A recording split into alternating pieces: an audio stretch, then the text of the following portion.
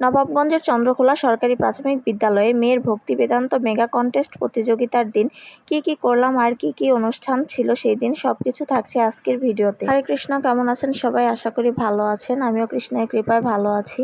সকালে খুব তড়িঘড়ি করে সব কাজকর্ম সেরে মেয়েকে নিয়ে চলে গিয়েছি চন্দ্রখোলা উদ্দেশ্যে। আর এখন যেহেতু বর্ষাকাল, পাটের মৌসুম, সারা রাস্তা জুড়েই শুধু পাট নিচ্ছিল সবাই। এরপর কত সুন্দর সোনালী পাটগুলো চকচক করছিল রোদের আলোতে।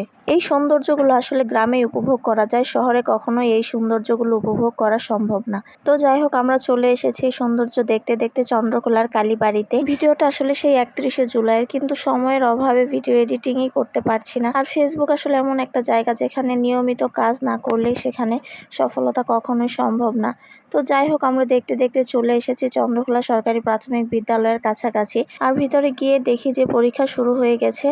আর প্রথমেই হচ্ছে কুইজ প্রতিযোগিতা, কিন্তু কুইজ প্রতিযোগিতাটা আসলে যেভাবে হওয়ার কথা ছিল সেভাবে অনুষ্ঠিত হয়নি। ওটা ছিল এমসিকিউ আকারে হওয়ার কথা ছিল, কিন্তু ওটা হয়েছে রিটেন আকারে। সেই জন্য দেখা যায় যে বাচ্চারা ওইভাবে প্রস্তুতি নেয়নি, ওরা এমসিকিউ আকারে দেওয়ার জন্য প্রস্তুতি নিয়েছিল। তো যাই হোক, এরপর পরীক্ষা দিল ওইটা। তারপর আবার ছিল চিত্রাঙ্কন প্রতিযোগিতা। ওই প্রতিযোগিতাটাও একটুই হয়েছে, ওইখানেও ছবিতে রং করা ছিল বাচ্চাদের ক্ষেত্রে, কিন্তু সেটাও হয়নি। ওটাও ছবি এঁকে তারপর ওদের রং করতে হয়েছে। তো যাই হোক, এরপর চিত্রাঙ্কন প্রতিযোগিতা শেষে আবার গীতার শ্লোক পাঠ করলো। গীতার শ্লোক পাঠের যে প্রতিযোগিতা সেইটা ছিল, ওইটাতেও অংশগ্রহণ করলো। তো আগেও একটা ভিডিওতে বলেছিলাম যে গীতার শ্লোকে ওরা দুইজন ফার্স্ট হয়েছিল, আরেকটা ছেলে আর ও। এরপর হচ্ছে দুইজনকে আবার পুনরায় জাজ করা হয়েছে দুইবার করে। এরপর আবার গানের প্রতিযোগিতা, তো গানের প্রতিযোগিতায় ও ফার্স্ট হয়েছে, এর আগে একটা ভিডিওতে বলেছিলাম। তো এরপরে হচ্ছে আমরা চলে আসি গানের প্রতিযোগিতা যেই রুমে হবে সেইখানে। আর এখানে শুরুতে কত সুন্দর কীর্তন হচ্ছিল, সব বাচ্চারা মিলে খুব সুন্দর করে ভজন কীর্তন গাইছিল। আর এই মাতাজির বাড়ি হচ্ছে দাঁতপুরে, আর সে খুব সুন্দর কীর্তন করে, তার কণ্ঠও খুব সুন্দর, খুব ভালো লাগে আমার। আপনারাও একটু হৃদয় দিয়ে শুনুন, দেখবেন খুব ভালো লাগবে।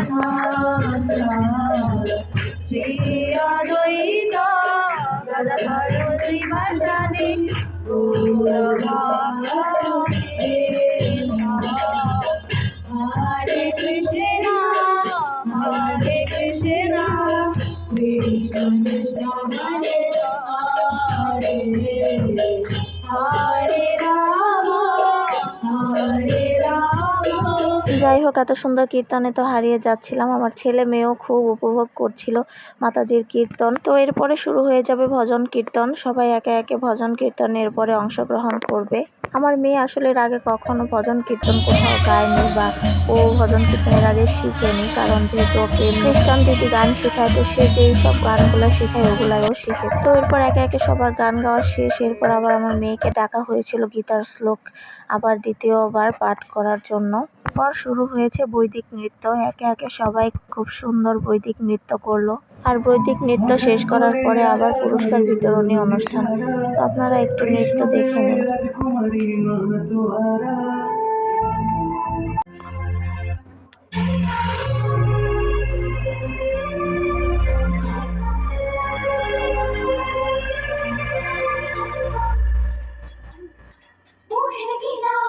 আসলে প্রতিটা নৃত্য এত সুন্দর, কিন্তু সময় নিয়ে দেখাতে পারলাম না, কারণ এত সময় আপনাদের ধৈর্য হবে না দেখার জন্য। আর এত সুন্দর নৃত্যগুলোকে ফাস্ট ফরওয়ার্ডে দেওয়ার কারণে হয়তো অতটাও ভালো লাগছে না, কিন্তু কিছু করার নেই। ভিডিওটা শর্ট করার জন্য এগুলোকে ফাস্ট ফরওয়ার্ডে দিয়েই আমার ভিডিওটা এডিট করতে হয়েছে। তো এরপরে পুরস্কার বিতরণী অনুষ্ঠান। আর অনুষ্ঠানটা যেহেতু বৈদিক অনুষ্ঠান, তাই ভজন কীর্তন, গীতার শ্লোক, এরপর নৃত্য সবই বৈদিক। আর সেই সাথে পুরস্কারগুলো বৈদিক, পুরস্কারগুলো জাগতিক না, ভগবানের রিলেটেডই পুরস্কার। তো পুরস্কার দিয়েছিল জগন্নাথ, বলদেব, সুভদ্রা মহারানীর স্টিকার। আর আমার ছেলেকে দেয়নি বলে সে বারবার হাত তুলে পুরস্কার চাইছিল, যে সবাইকে দিচ্ছিল, ওকে কেন দিচ্ছিল না। তো এরপর ওকেও দেওয়া হলো। তো যাই হোক, এরপর সব শেষে প্রসাদ পেয়ে আমরা চলে আসলাম। আবার আমাদের যেতে হবে বিয়ের নিমন্ত্রণে। তো সেই নিমন্ত্রণে উদ্দেশ্যে রওনা দেওয়ার জন্য চলে আসলাম। আর রাস্তায় আমার মেয়ে বায়না ধরলো যে কলাকুপার আনসার ক্যাম্পের সামনে এই দোলনাটায় বসবে, সব সময় দেখে কিন্তু বসতে পারে না, তো আজকে বসবেই। তো আমি আবার যেহেতু সকালে তাড়াহুড়া করে এসেছিলাম, তাই চুলটাও আঁচড়াতে সময় পাইনি, তাই এখানে বসে বসে ব্যাগে থাকা চিরুনি দিয়ে চুল আঁচড়ে নিলাম। এরপর যাব বিয়ে বাড়িতে, আর পরবর্তী ভিডিওতে সবকিছু শেয়ার করব। সেই পর্যন্ত ভালো থাকবেন। হরে কৃষ্ণা।